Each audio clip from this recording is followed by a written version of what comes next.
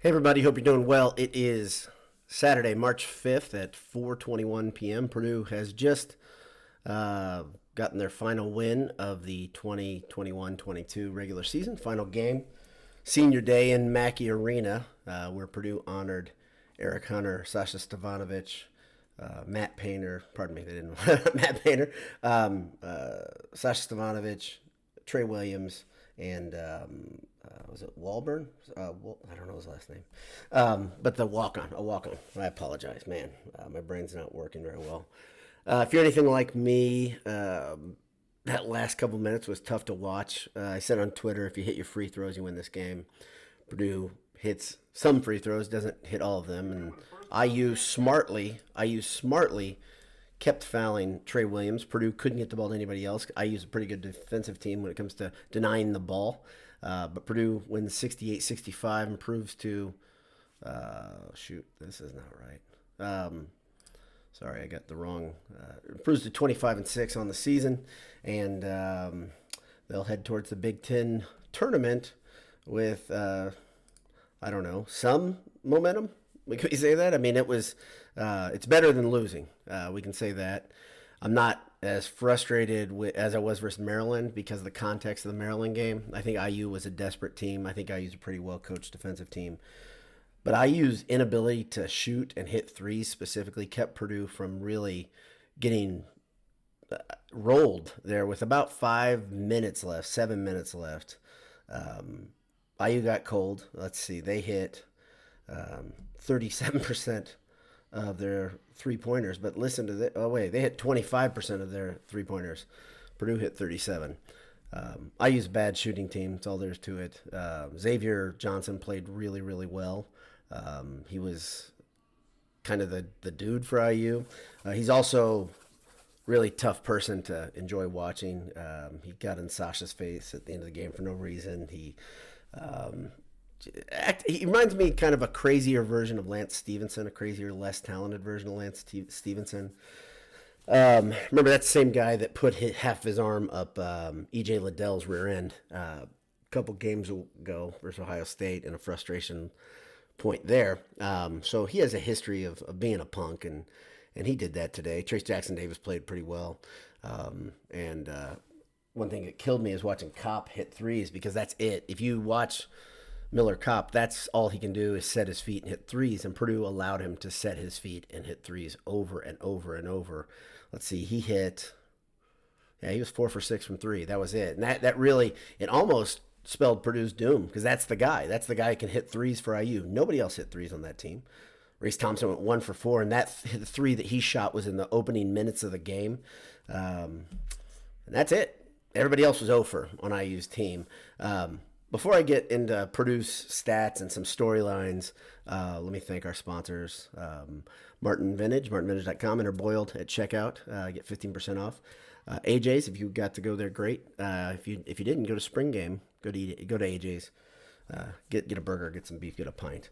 EatAJ's.com. And then Gridiron Metalworks. I got some great news about Gridiron Metalworks. They got some exciting stuff coming your way. Stay tuned.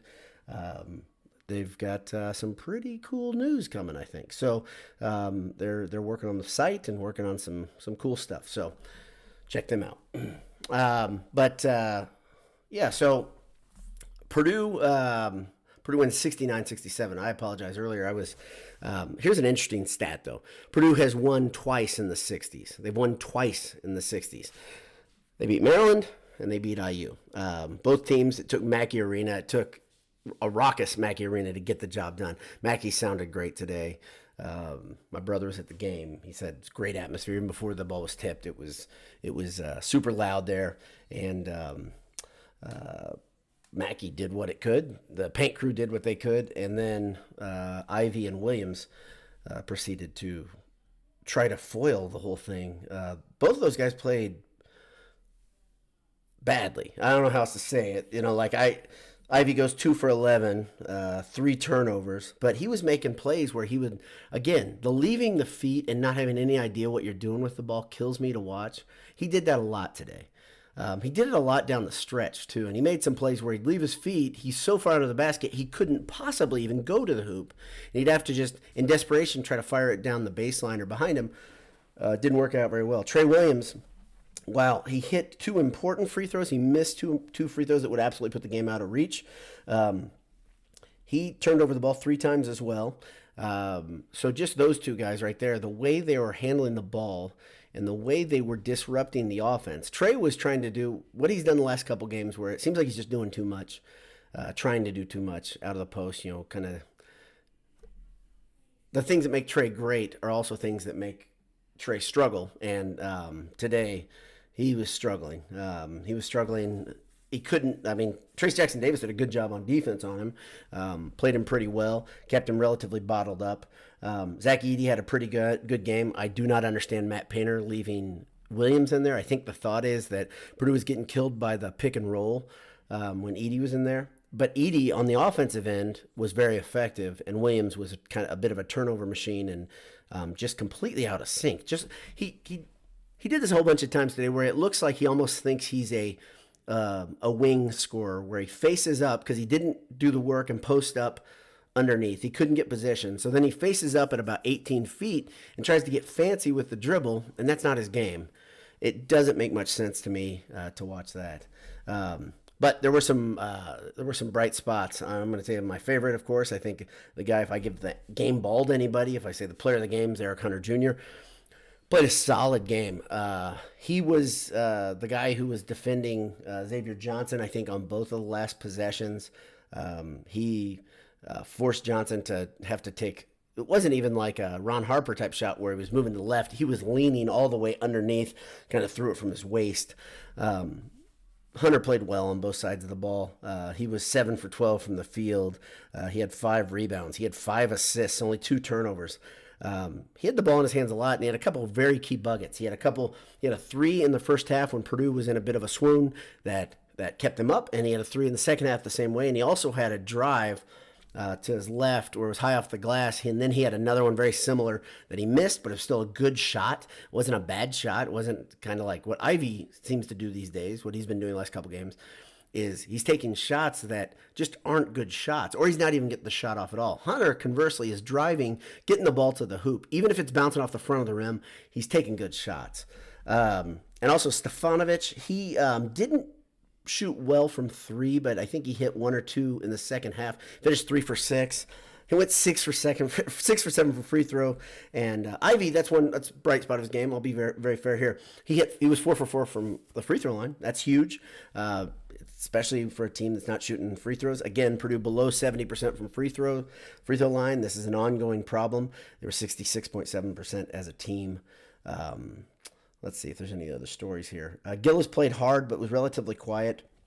Had a big 3, I think, in the first half, but was just a little off. Like, it looked like he was going to hit him, but his shot is lovely to look at. He's got got tremendous form, and he's the only guy on the team that consistently kind of gets dirty for the ball. He did some hard some of the hard things, the little things that make Purdue what we think of as Purdue basketball. Gillis is that guy, and Stefanovic and Hunter both kind of jumped on that and were giving that effort too. I think Stefanovic and Hunter both had diving plays to try to get a 50-50 ball. That was huge. He had 7 rebounds as well. Edey had 11 rebounds, but Purdue's defense and Purdue overall does not look like what I was hoping them to look like as they had the Big Ten tournament. Granted, Carson Edwards team had a bad loss down the stretch to Minnesota, so it's not like you have to be perfect going in, but it just doesn't feel like there's any momentum. Purdue still played their best basketball of the season, I would argue, in November. That's not a good thing. I think they can get hot in the tournament. I don't know if they will. I don't have much reason to believe they will because 2 of their best players simply don't look like the best version of themselves. Hopefully Trey Williams can find it again. Remember, he had another little swoon earlier in the season where he wasn't really in sync. Hopefully he can get back to it. So got a couple people here live. Handel reminds us, winning ugly is fine. But goodness, and he's right. Yes, sir. In conference, Ivy shot 30.7% from 3. 30 what? 0.7 from 3. Who did? Okay, Ivy. By the way, so that's an interesting stat because on the season he's over 40 or right near 40. Okay, so Ivy started out very hot, the season very hot from 3. Last year, I think he was like 29%, 28% from three, I think, all season. LBD reminds me right now that Ivy finishes the conference play shooting 30% from three. So not very good. I think you got to get that number up to 34 to 36 to really get people to respect you on the drive. And that's probably part of the problem he's got, right? If he's hitting his three, I mean, the one thing he's been doing to try to make space is he's been shooting threes from even deeper. And that could be part of his problem as well. So it's not very good. Motor City Boiler says, I guess stumbling forward is considered having momentum. Yeah, I guess so. I'm not. If you guys tune in after other games or you were here after the Maryland game, I think you can probably note the tenor for me is different here. I was extremely let down there. Like I said, that Maryland game, that was a bad Maryland team. But IU's not a bad team, but IU's also not a tournament team now. They absolutely needed today, I think, to get on to the bubble, on the right side of the bubble, and I think they're in trouble. They probably need to win. I think they need to win 3 games in the Big Ten tournament to get in now. So they've got their work cut out for them.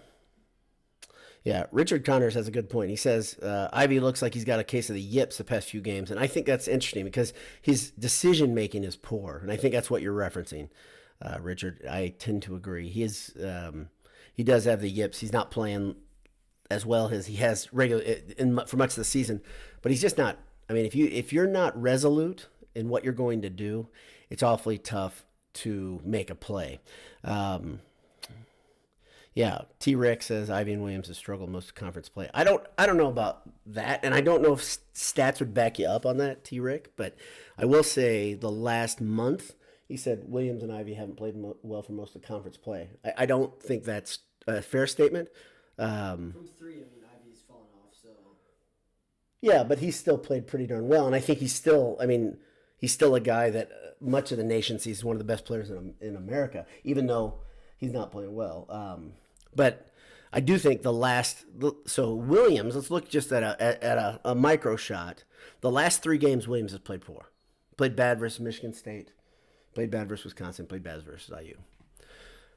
Ivy had one of those. Well, he played pretty well at times in Wisconsin. Ivy ended up with 22 points, I think, against Wisconsin. So and Ivy and Williams, I don't think I'd paint with such a broad brush myself on that. But let's see. Theodore Berkey says, I think they're struggling mentally more than anything. It messes with everyone else and makes us worse. I think everything's between the ears with this team. Talent's not the problem. It's just not. They've got a lot of good players, and they've got guys that can make plays. But they're just not. They're not clicking. I don't know how else to say it. Right? Maybe it's because they're playing teams that know exactly who they are. But I keep hearing people. Maybe you guys have heard this too. I keep hearing people say things like, "Yeah, this Purdue team is going to be much better in the tournament." Hummel said it today because he thinks that they're not going to play another team with 2 big men like IU with. I don't know if he's talking about Race Thompson, Trace Jackson Davis, or Michael Durr. So they have 3 bigs, but none of those guys are 7-footers, right? There are teams that have good big men. Right away, I think of Florida and what's the other team that we said has the 2? They're kind of lanky. They have 2. Auburn. Florida and Auburn have good big men. Arizona has good men. Obviously, if they're playing Florida, Auburn, or Arizona, they're probably in the round of 8 at worst. USC has a good big man. I don't think that's a fair thing to just say, well, Purdue's playing the best big men. I mean, the conference has good bigs. IU is not exceptional when it comes to big men. Trace Jackson Davis is a good player. But Trace Jackson Davis being crowned a Player of the Year candidate early in the year, I think was a gross overstep. I mean, he's a good offensive player. He kind of wilts in the clutch, and he has a hard time guarding strong big men. Like, he's doing his best. I give him that, like, because he's outweighed by most of these guys, and he's not as long as them. But I think it's a silly thing to put him up in the truly elite class. So I